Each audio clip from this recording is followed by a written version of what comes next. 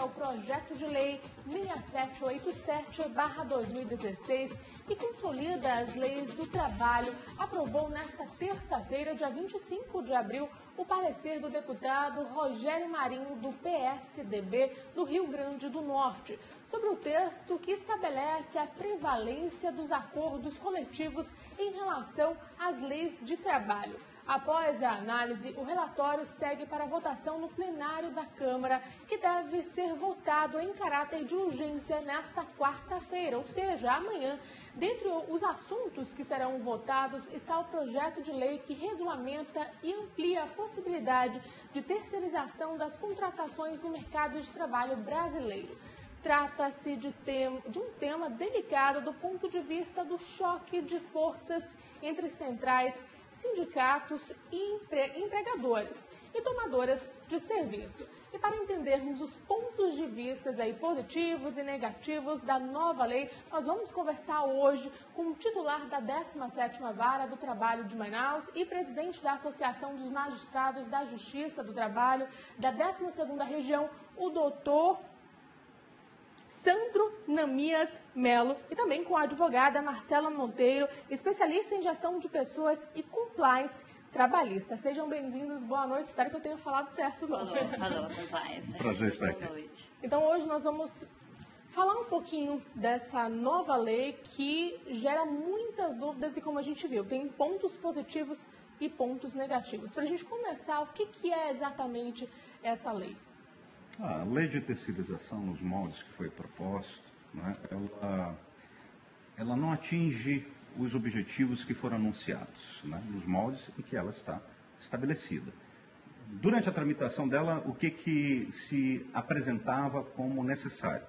Essa era uma lei necessária para aumentar o número de empregos e, dois, né, trazer mais segurança jurídica a um modelo que existe em todo o mundo, que é a terceirização. O aumento do número de empregos não é garantido necessariamente por esse modelo ou por redução de direito trabalhista. Ele é garantido por uma economia pujante. E dois, nos moldes em que a lei foi sancionada e considerando especificamente os vetos do presidente da República, ela não trouxe segurança jurídica, né? Então, esclarecer pontos que seriam essenciais, não só para o trabalhador, mas como para a empresa, ela não fez. Então, ela não atingiu o seu propósito inicial. E os empresários, inclusive, argumentam que a medida dá mais dinamismo e eficiência à economia. Mas, por outro lado, tem o ponto de vista dos defensores dos direitos dos trabalhadores que discordam dessa decisão, contribuindo assim com o aumento da rotatividade de mão de obra, a redução de salários, a elevação da jornada de trabalho, a redução da garantia de férias e benefícios de indiretos. A gente estava conversando um pouco sobre tudo isso, né? O que exatamente essa medida, essa lei sancionada pelo presidente veio de forma prática impactar na vida dos trabalhadores exatamente? Exatamente, na forma prática, como a gente já havia conversado, eu acho que o melhor exemplo é realmente a questão da atividade fim e meio. Antigamente, vamos fazer uma analogia, e a questão do percentual. Você poderia contratar um funcionário para produção, a sua quantidade de funcionários teria que ser exatamente 70% CLT e no máximo 30% terceirizados. Hoje em dia não tem mais essa limitação, né? Hoje em dia a empresa pode aumentar a quantidade de terceirizados e inclusive de mãos de obras específicas ou não. Então isso eu acho que é o exemplo mais prático do impacto, né, dessa nova lei aí.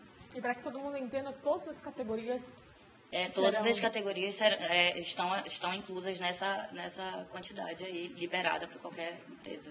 E aí temos o início de uma série de problemas. Se eu libero ou se eu autorizo em todas as atividades, em todas as categorias de atividade fim, eu crio uma situação de abismo, de diferença, eventualmente de discriminação. No português, é como nós conversamos antes. Hoje, em teoria, os bancos, só para ficar nesse exemplo, poderiam contratar praticamente toda a sua mão de obra, né, de empresas terceirizadas, né?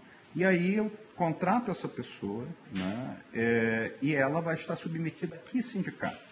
Né? Então, se ela não forma vínculo entre essa pessoa que eu estou tomando serviços e eu, tomador de serviços, ela vai estar submetida àquele sindicato das empresas terceirizadas, prestadores de serviço, que tem um rol de direitos específicos, que não serão dos bancários. Então, eu estarei trabalhando muitas vezes lado a lado com o bancário, com a mesma rotina, com as mesmas responsabilidades dele, mas não terei os mesmos direitos do bancário, porque o sindicato dele é outro. Então, cria uma discriminação. Não tem direitos equiparados, não né? tem direitos equiparados, não teriam direitos equiparados, quando a própria jurisprudência, a decisão de tribunais, né, ela diz, olha, se você está no mesmo setor, tem a mesma atribuição, você deve ganhar o mesmo salário. Uma outra observação. O projeto, né, que foi sancionado, né, pelo presidente da República, ele previa, em um artigo, inclusive, a equivalência entre salários, entre aqueles que eram contratados, né, e diretamente aqueles que vinham por uma empresa terceirizada. Foi vetado esse inciso, né, lá do artigo 10 do projeto inicial. Então, aquilo que hoje, estatisticamente, já está comprovado, que o empregado terceirizado ele ganha de pelo menos 17% a 30% a menos, ficou chancelado pela norma, né? Ou seja, você, teoricamente, você não precisa pagar o mesmo salário. Até porque você tem que entender que a empresa que contrata, ela tem que ter alguma vantagem, né? Então, ela quer reduzir custos.